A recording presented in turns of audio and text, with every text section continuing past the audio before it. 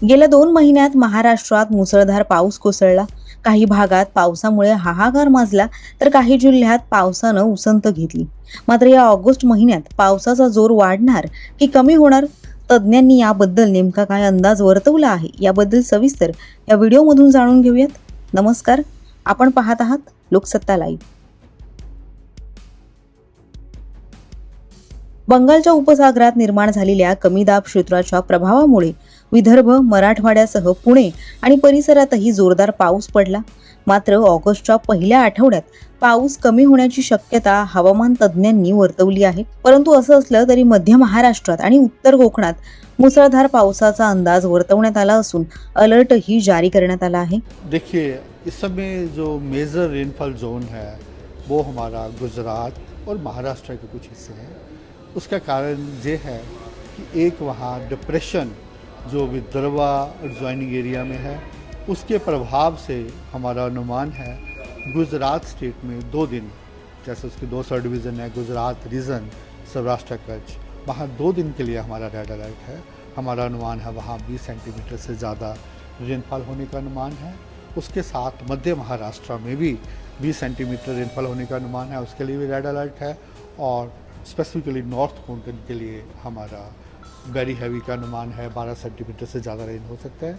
उसके अलावा south peninsular India भी heavy very heavy rainfall activity कुछ दिन कंटिन्यू रहेगा. ईस्ट नॉर्थ ईस्ट इंडिया में हैवी वेरी हैवी रेनफॉल रहने का अनुमान है.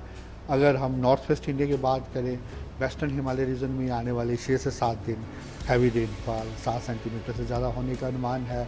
और पंजाब, हरियाणा, वहाँ भी उत्तर प्रदेश में भी 3 से 4 दिन या 5 दिन हैवी रेनफॉल रह सकता है. अगर आप एनसीआर दिल्ली की बात करें तो एनसीआर दिल्ली के लिए भी ऐसा कोई हम सिग्निफिकेंट रेनफॉल अनुमान नहीं लगा रहे, लेकिन light very light rain almost रोज़ कहीं ना कहीं एनसीआर दिल्ली में होता रहेगा. सर, क्या साउथ में किसी तूफान या स्टॉर्म को लेकर चेतावनी अभी नहीं, वही हमने जो बताया. अभी जो एक सिस्टम है जो लो प्रेशर नॉर्थ बे ऑफ बंगाल में बना था, फिर इंटेंसीफाई हुआ, फिर कल तक डीप डिप्रेशन था, फिर वीक होकर डिप्रेशन है जो मैंने बताया विदर्भा एडजॉइनिंग एरिया के ऊपर. दरम्यान एल निनो स्थितीमुळे जुलैमध्ये सरासरीपेक्षा कमी पावसाची शक्यता असताना पुण्यात सरासरीपेक्षा जास्त पावसाची नोंद झाली.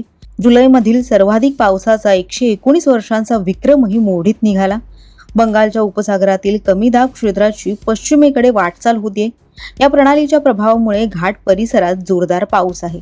तसंच शहरातही पावसाच्या सरी कायम आहेत. याबद्दल ज्येष्ठ हवामान तज्ज्ञ अनुपम कश्यमी यांनी अधिक माहिती देत म्हटलंय की बंगालच्या उपसागरातील तीव्र कमी दाब क्षेत्र पश्चिमेकडे सरकताना त्याची तीव्रता कमी होऊन त्याचं रूपांतर आता दाब क्षेत्रात झालं आहे. ही प्रणाली सध्या पश्चिम विदर्भ आणि लगतच्या प्रदेशावर स्थित आहे.